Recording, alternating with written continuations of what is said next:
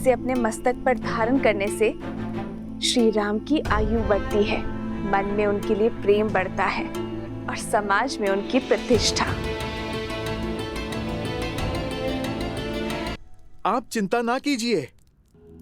ना मुझे किसी के ठाठ से अंतर पड़ता है और ना ही उपहास से। मेरे लिए मेरे प्रभु का जीवन, उनका सम्मान, उनका मुझसे प्रेम महत्व रखता है। माता, आपने तो मुझे अनोखा मार्ग दिखा दिया। आपके मस्तक पे एक चुटकी सिंदूर लगाने से मेरे प्रभु का सम्मान इतना बढ़ गया। तो माता, आप सोचिए, मेरे प्रभु का सम्मान और प्रभु का मुझसे प्रेम अब कितना बढ़ेगा। क्योंकि माता, मैंने तो अपने रोम रोम को सिंदूर के रंग से रंग लिया है। मैंने तो अपनी पूंछ का भी एक छोटा सा भाग भी नहीं छोड़ा। तो माता, आप बताइए ना, इस लाल देह से मेरे प्रभु का जीवन और कितना बढ़ेगा।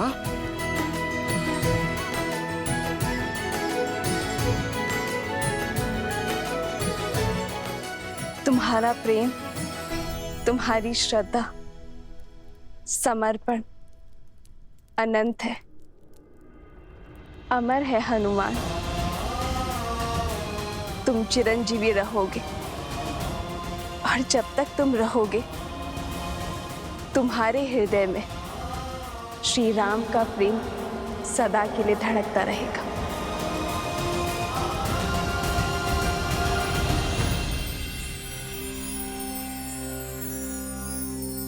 श्री गुरु चरण सरोज रज,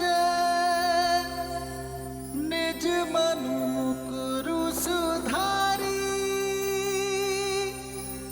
बरनउँ रघुबर बिमल जसु, जो दायकु फल चारी।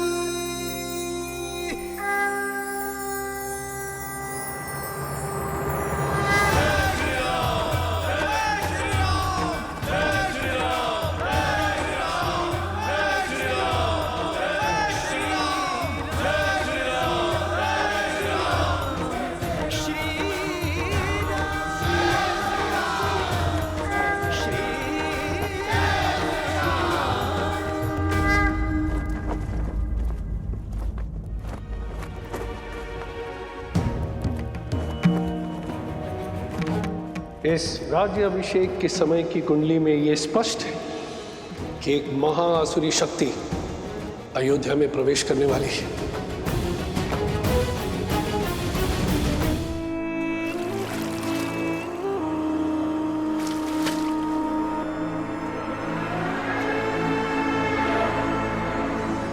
राम, न तुम जीते हो और ना ही ये युद्ध समाप्त हुआ है। युद्ध तो अब पूरी तरह आरंभ हुआ है। मैं तन पर वार नहीं करूंगा राम, मैं मन में घुसकर वार करूंगा। बोलो, कैसे करोगे मेरा संहार? रावण की नाभि का अमृत सूख गया, किंतु प्रजा के मन के विचारों का मैल कभी नहीं सूखता। उसका सामना कैसे करोगे? कैसे करोगे अयोध्या की प्रजा का सामना राम?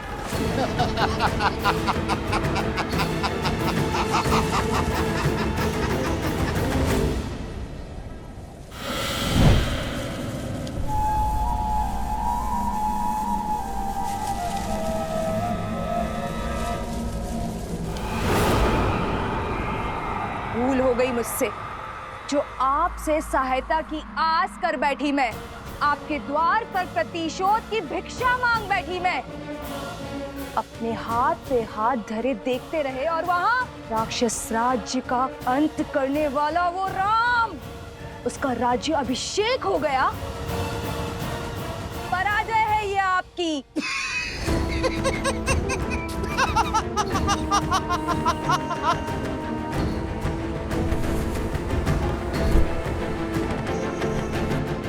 मैं जितना अधिक पराजित होता हूं, मेरा विजय पर उतना ही विश्वास दृढ़ होता जाता है। जानती हो असुर सदा पराजित क्यों होते रहते हैं? क्योंकि उन्हें अपनी शक्ति का तो बोध है, किंतु शत्रु की दुर्बलता का बोध नहीं है। राम का राज्याभिषेक उसकी दुर्बलता होगी।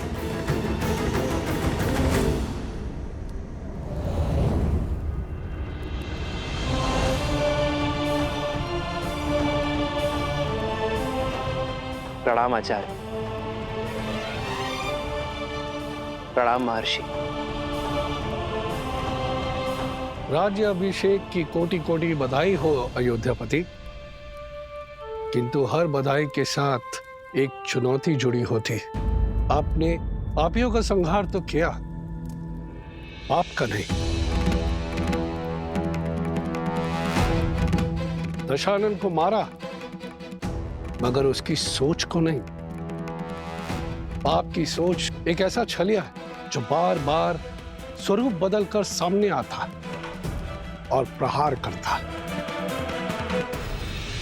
मैं वार करूंगा तो राम प्रतिकार करेगा।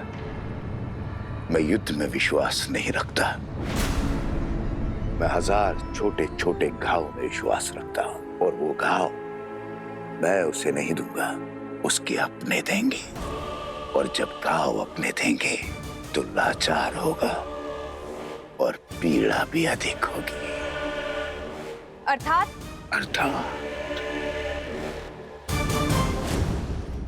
जब शत्रु वार करता है तो व्यक्ति दिल मिलाकर उसका प्रतिकार करता है, किंतु जब संतान वार करती है तो व्यक्ति घुट-घुट कर मरता है। अयोध्या की प्रजा को संतान मानता है ना राम। अब यही प्रजा उस पर वार करेगी। जिसने रावण से लंका का युद्ध जीत लिया, वो अयोध्या की प्रजा से युद्ध नहीं कर पाएगा। अब उस पर उसकी प्रजा से प्रहार करवाऊंगा। अयोध्या के भीतर एक युद्ध होगा जिसे अयोध्या हार जाएगी। अयोध्या की प्रजा के मन में इतना विष घोल दूंगा जिसे राम तो क्या, महादेव भी नहीं काट पाएंगे। रावण महान शिव भक्त था, ज्ञान का सागर था, किंतु वो राक्षस सुमाली की राक्षसी वृत्तियों से जन्मा था। राक्षस सुमाली के अन्य पुत्र भी हैं श्री राम, जिनमें न रावण सा तप है और न ही ज्ञान है, तो केवल कुटिलता।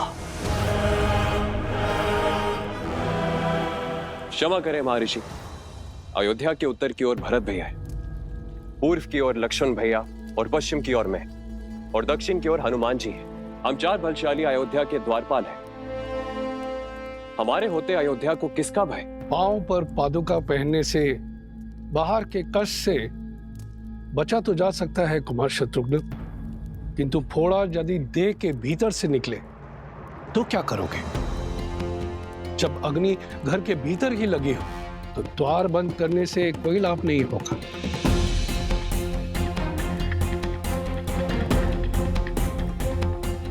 रावण के पापों का अंत तो हुआ है, लेकिन उसकी सोच का नहीं। जो विपदा आने वाली है उसके अस्त्र तलवार या भाले नहीं, असत्य, लोकवाद, झूठी निंदा, ये सब उसके अस्त्र है। शब्द उसका ब्रह्मास्त्र है। संसार का नियम है, अगर कोई भी असत्य बार बार कहा जाए, किसी की झूठी निंदा बार बार हो, तो वो सत्य लगने लगता है। और यह मनुष्य के स्वभाव की प्रवृत्ति है कि सत्य सामने होते हुए भी वो असत्य की ओर आकर्षित हो जाता है। हर मनुष्य के भीतर छिपी बैठी है असंतोष की अग्नि, इस अस्त्र को विस्फोटक बना देती। जब तक उन्हें मेरी योजना का आभास होगा, तब तक मैं उनका स्वर्ग रूपी संसार भस्म कर चुका हूंगा। मुझे आपकी रणनीति पर बिल्कुल भी विश्वास नहीं है। रावण भैया की शक्ति और साहस का 100वां अंश भी नहीं। अपने शत्रु से 2-2 हाथ करने की स्थान पर जुआरियों की भांति कुचक्र रचना से अंत नहीं होगा उस राम का। शांत प्रिय बहन, शांत। मैं जानता हूं कि तुम्हें मेरी शक्तियों पर संदेह है, इसलिए तुमने अपनी सहायता के लिए किसी और को भी बुलवाया। कौन है वो? हाँ, मैंने सहायता के लिए निस्थल के राजा भस्कर्ण और उनके पुत्र संहादमन को बुलाया है।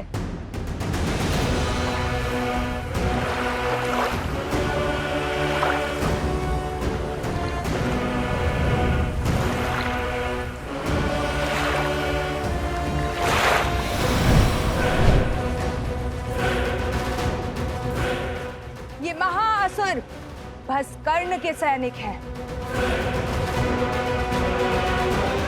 आप मेरे साथ? तुम्हारे महाराज को वरदान है कि जब तक वो जल में, वायु में या पृथ्वी पर खड़े होंगे, उनका वध करना असंभव है। हाँ।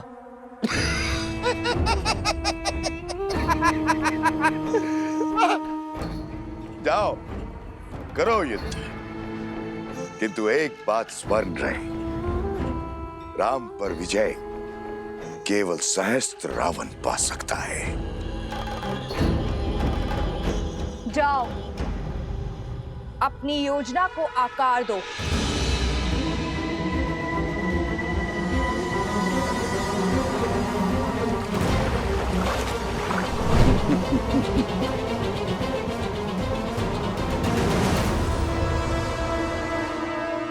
शूर्पणखा, सच है क्या और ब्रह्म क्या है, यह प्रश्न सदा से अमर खड़ा है। सहस्त्र मुखों की सहस्त्र बातें, इनसे भला कौन लड़ा है? आप यही गाते रहो और मैं अपना कर्तव्य निभाती हूं।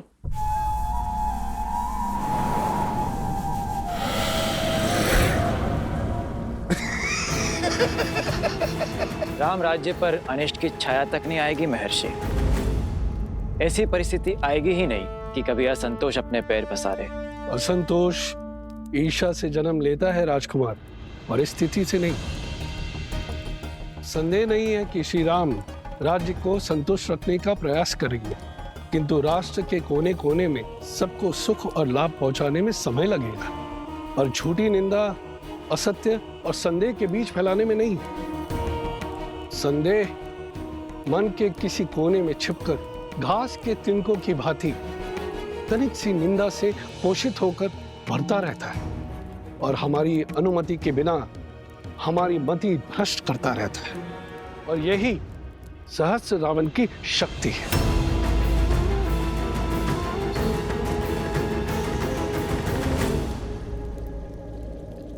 मैं राजनीति नहीं, भविष्य जानना चाहता हूं महर्षि।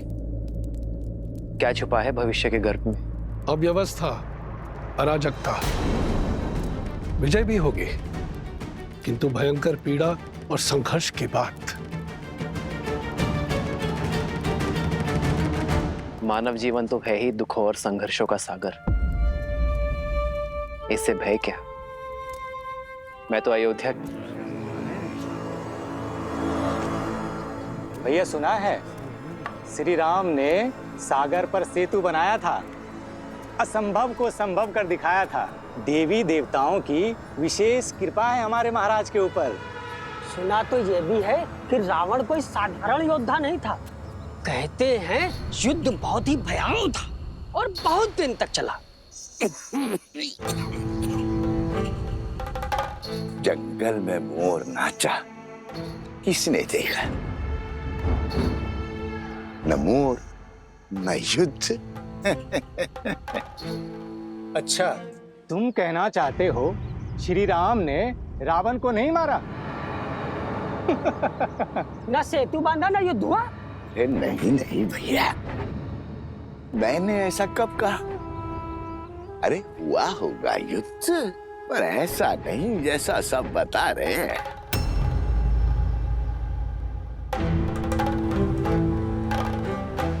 सागर तो पर्वत निगल लेते हैं, और उस पर यदि रावण इतना बलशाली था, 10 लोगों का स्वामी था, तो क्या वो सागर पर पुल बांधने देता? कदापि नहीं। तो क्या हमारे राघव असत्य कह रहे हैं? राम राम राम, ऐसा मैंने कब कहा भैया? अरे श्री राम गए होंगे लंका और रावण को ललकारा होगा, और रावण भी आ गया होगा रणभूमि में, और श्री राम ने एक बाण से उसका वध कर दिया होगा, बस।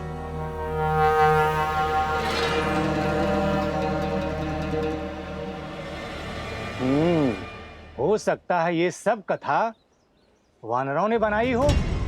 ऐसे ही बात का पतंगड़ बना दिया होगा। सत्य वचन भैया, सत्य वचन।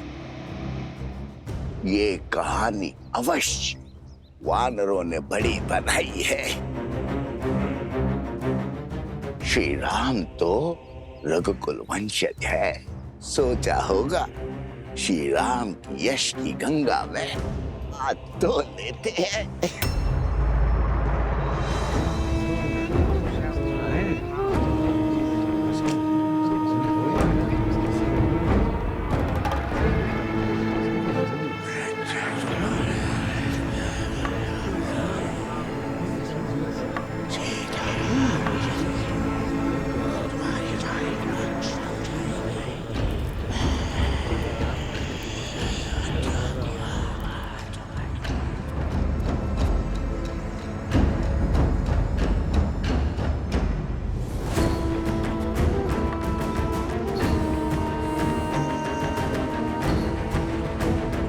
उपहास निंदा में बदलेगा और निंदा संदेह में। इस प्रकार सबके मन में संदेह रूपी सहस्त्र रावण बस जाएगा, और संदेह से फैलेगा असंतोष।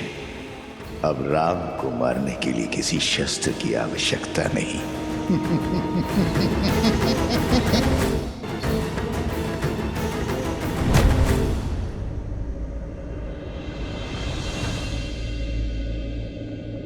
अरे क्या हुआ? तुम सब इतने विचलित क्यों हो? राज्य में विचित्र सी बातें फैल रही हैं कि हम युद्ध की अनुचित कथाएं बता रहे हैं, असत्य कह रहे हैं। आप ही बताइए, हम प्रभु श्री राम के शौर्य का झूठा वृत्तांत क्यों सुनाएंगे? क्या आपकी वीरता कोई गाथा है? अर्थात पाप ने अपने पग पसारना आरंभ कर दिया है। कौन है जो इस असत्य का डंका बजा रहा है? मुझे उसे खोजना ही होगा।